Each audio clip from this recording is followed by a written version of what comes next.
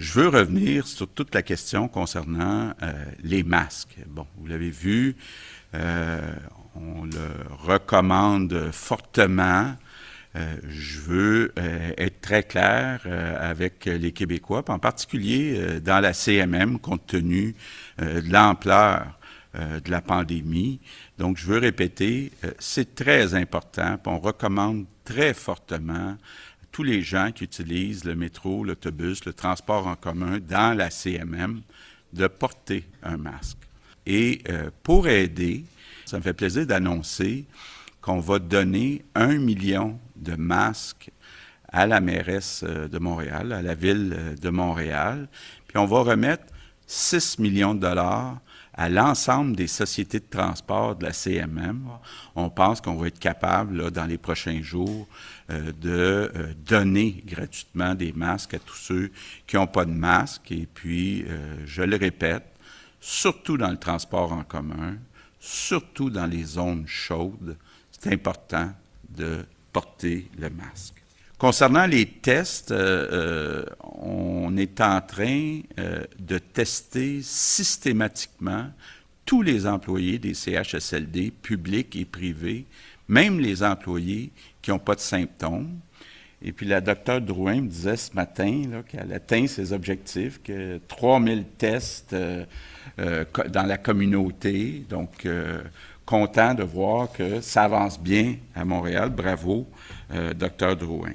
Moi, j'incite les jeunes à regarder la possibilité d'aller se former, d'aller travailler dans le réseau de la santé. Vous savez, dans la vie, c'est important que ce qu'on fait, ça soit valorisant. Il me semble que d'aller s'occuper d'autres personnes, des personnes plus vulnérables, plus âgées, des personnes malades, il me semble que c'est valorisant. Donc, je lance une espèce d'appel aux jeunes, appel aussi à tous ceux qui ont perdu leur emploi dans des secteurs où ça va peut-être être plus difficile de revoir ces emplois-là, considérer aller suivre une formation parce que, évidemment, on a besoin de gens, puis avec le vieillissement de la population, ça va être encore de plus en plus vrai dans le réseau de la santé. On n'exclut pas, dans la réforme qu'on prépare actuellement, que tous les CHSLD puis les centres où il y a beaucoup de soins, où on a besoin de médecins, d'infirmières, de préposés aux bénéficiaires formés,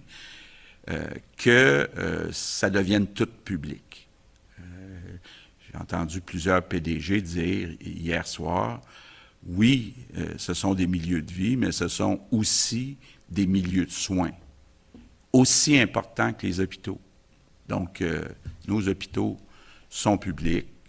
Je pense qu'il faut sérieusement se poser la question, est-ce que nos CHSLD devraient tous être publics? Puis je ne veux pas lancer la pierre là, aux gestionnaires dans le privé, parce qu'il y en a qui font un très bon travail, mais c'est juste quand ça ne va pas bien, à part la tutelle, c'est difficile pour nous d'intervenir.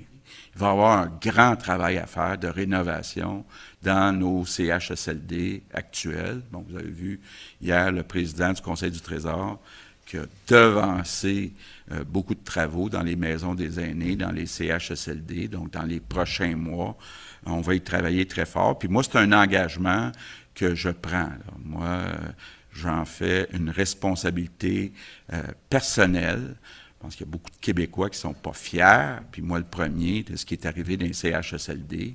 Donc, je veux m'assurer que dans les prochains mois, évidemment, on ne réussira pas en quelques mois à tout changer, incluant d'avoir des maisons des aînés pour tout le monde, puis d'avoir le personnel formé pour tout le monde, mais il faut être capable de tendre vers ça le plus rapidement possible, puis moi, j'en fais un engagement personnel. Mes remerciements du jour sont pour les parents. Les familles. C'est la Journée internationale des familles. Je peux imaginer, je suis parent, je peux imaginer que d'avoir des enfants à la maison 7 jours par semaine pendant 2 mois, on les aime beaucoup, nos enfants. Mais ça peut être prenant. Et je me rappelle, entre autres, de mes 2 gars à l'adolescence. Disons que ils ne sont pas toujours dociles pour utiliser un mot qu'on a utilisé dans les dernières semaines. Donc, bravo aux parents, puis merci pour votre patience.